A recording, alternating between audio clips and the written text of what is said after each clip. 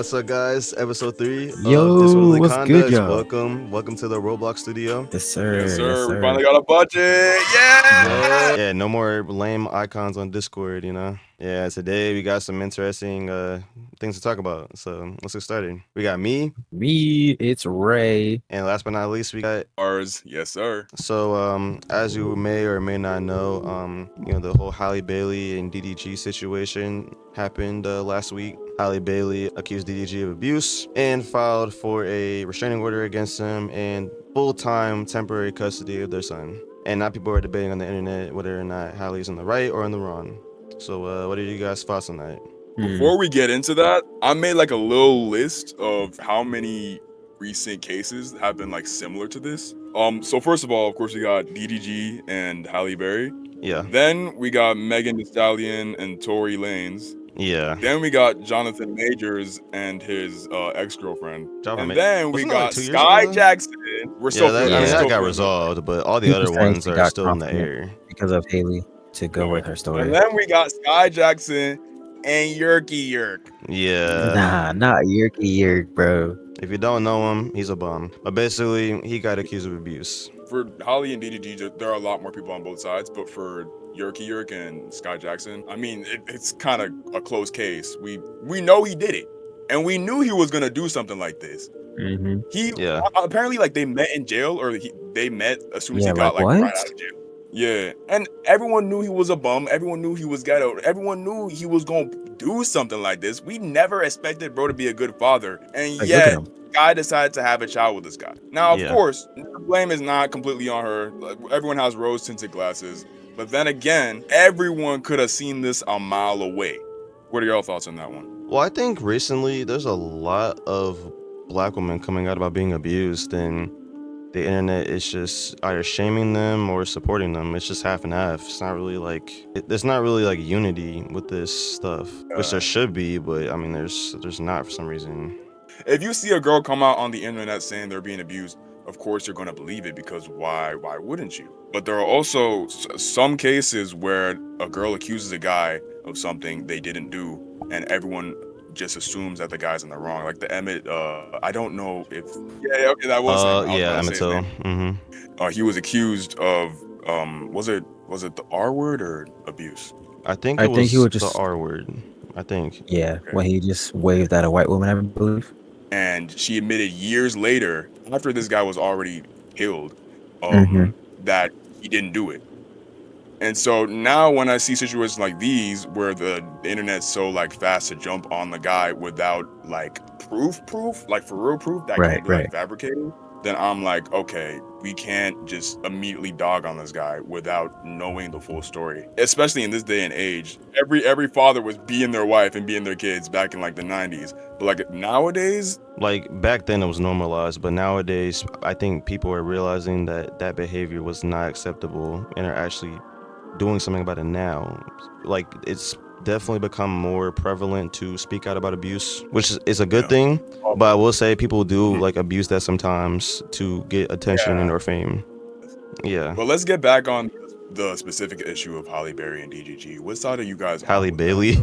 I want to always just believe innocent till proven guilty, because nowadays it's more like guilty till proven innocent. But I, of course, acknowledge the victim in the situation coming out first, and now we're kind of waiting on DDG. I feel like if it was reversed, no one would take it seriously, because he's a man, she's a girl. Yeah. Yeah, I'm also in a similar boat, especially with some of the new things coming out. Apparently on the night or the day that this incident happened, he was on stream with Halo, and he had bandages on his arm and only his arm. And I heard that like indicates a more defensive action.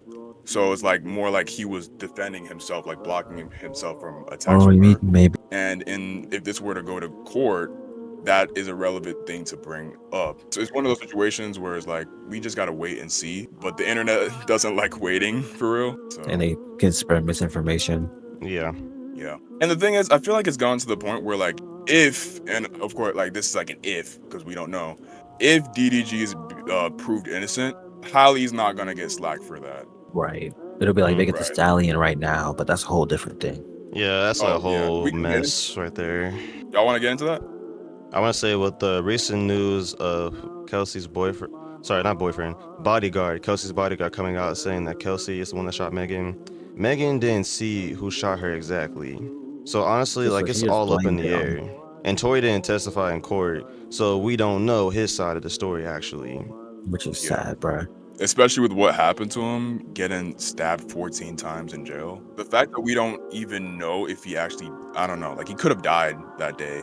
And then this came out after the stabbing, I'm pretty sure. Well, I think This the new bodyguard information. just felt bad about him getting stabbed. Yeah, exactly. So if he were to die, it would have been a tragedy. I think Megan would have got even more hate than she's getting right now. So then, with All that right. being said, I think maybe they might reopen the case. Well, I want to note like some irony here. You know, Chris Brown came out saying free Tory, and then like a day later, he got arrested in Manchester. As Chris Brown's #1 fan, how do you feel about this situation, Xavier? All right. I love the music, obviously, but yeah, I'm not gonna defend anything he's done. But at the same time, I'm not gonna speak bad on it. I'm just gonna acknowledge it and just leave it at that. We'll do some more lighthearted news. Zootopia 2. Yo, Oh I my forgot god. about that, dude. Yo, Yeah, wait. When did Zootopia it say? 2. I think tomorrow. Yes, From I what? did see that earlier. It said tomorrow the trailer's gonna get released. Hey, but you Yeah. know what? Let's hear in the chat. If you're excited for Zootopia 2, because I know I am. But I think they did a great job with the first movie and its message. So I think the second one should be pretty good too. The thing is, when it comes to movies with deep messages, the second one always tends to kind of go down in terms of like story and meaning. But I'm not gonna expect like a super deep story out of this one. Something super symbolic. I'm just gonna look for a good time Yeah, with my favorite characters. that's definitely valid. That's valid. All right, we're seeing you're next. All the CIA jokes about the black community and how like everyone's trying to hate on each other. Do y'all really think that's like a joke, or is you like think it's real? Because it low key is. You know what, Nigel? I'm gonna stop you right there. Like I I think hate a no. black I father. don't want to date a man who's a good father. Yeah, like what do you mean you don't want a man that's a good father, bro? Honestly, like my brain just froze when I heard that for the first time. I was like, Like, wow. like what are we doing, man? That's like I bet she doesn't actually believe that, and she only said that to cause controversy. But I hate that it's so like centralized towards black people.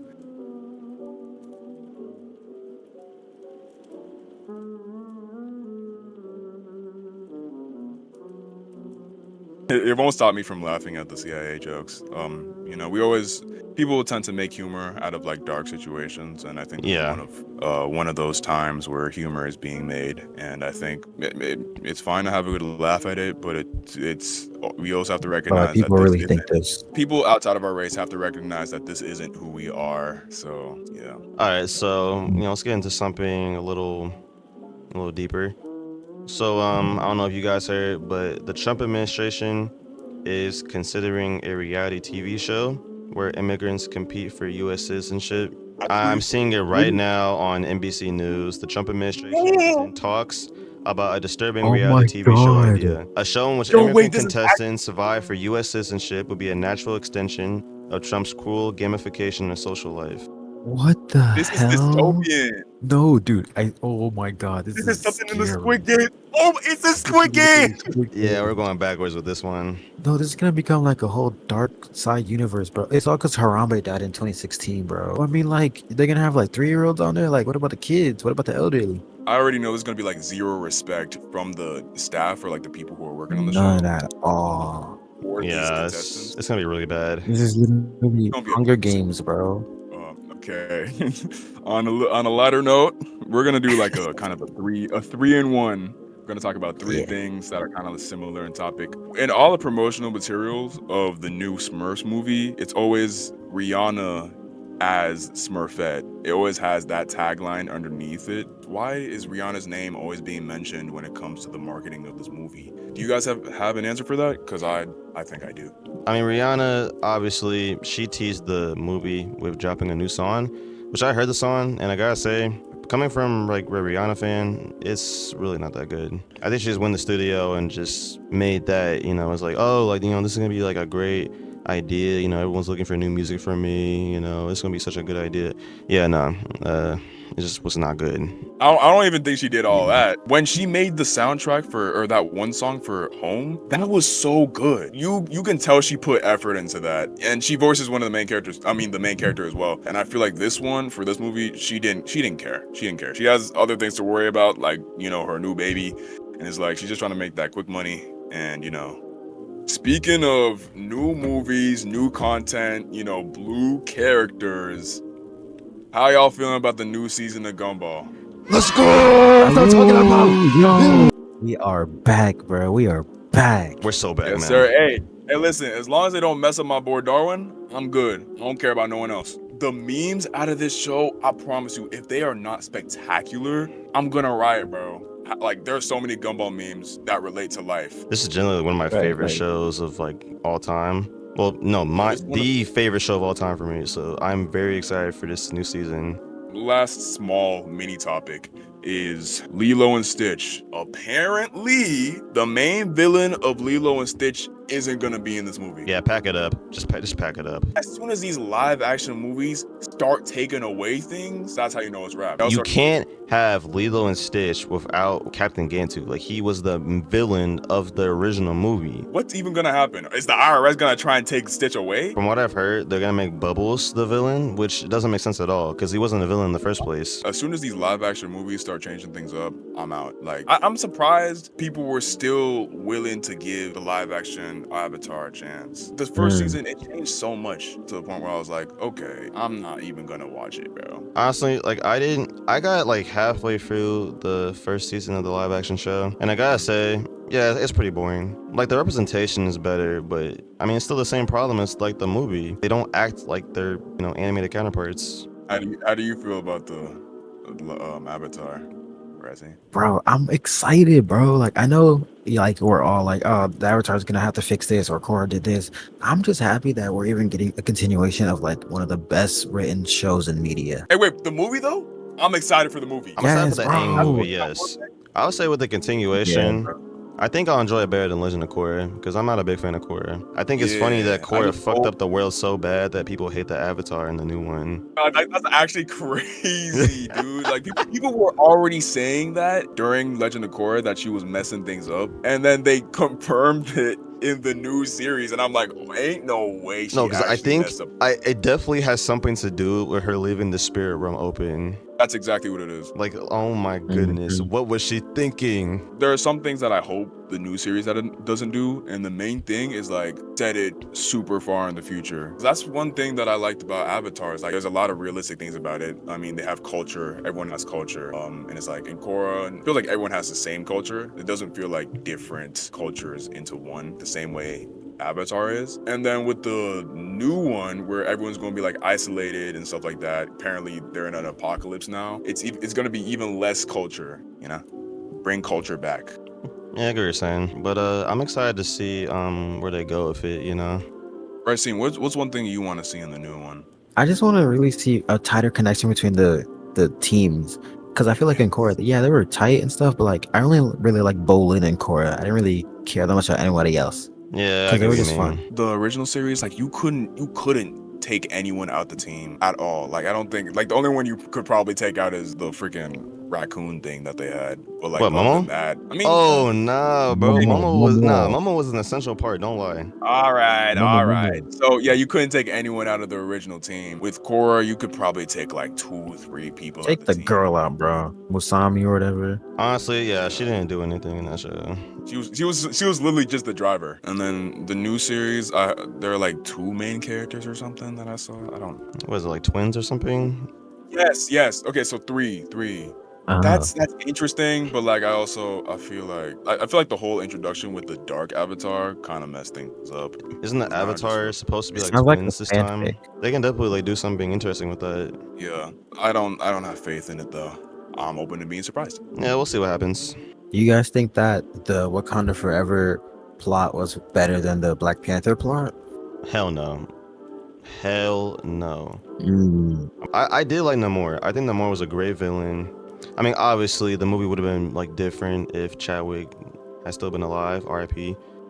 But I mean, for what Ryan Coogler did with what he had, I think is pretty serviceable for Black Panther fans. With the knowledge that they couldn't do much, since this isn't initially the story they want to tell, since things weren't supposed to turn out this way, because of his death, we can't really compare the two movies because like they could only do so much.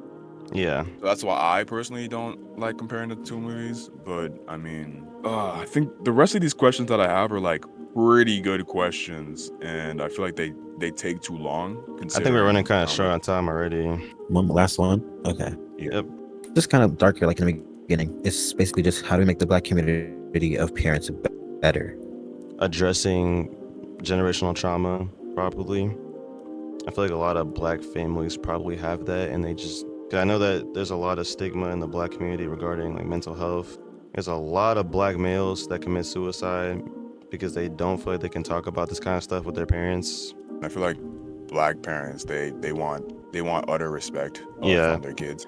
They're less likely to explain things to you or seek an explanation from you over why you did what you did or over why they shouldn't do what they're doing. Yeah, I see exactly what you mean.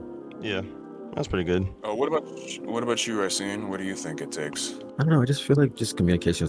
Yeah, no, that's real. That's real. Sometimes we know the answer and we still refuse to do things. We just need to recognize it. I mean, it's not even we don't need to recognize it at this point. I think we already know the problem. We just need to act on the solution. You know, we have to act on it.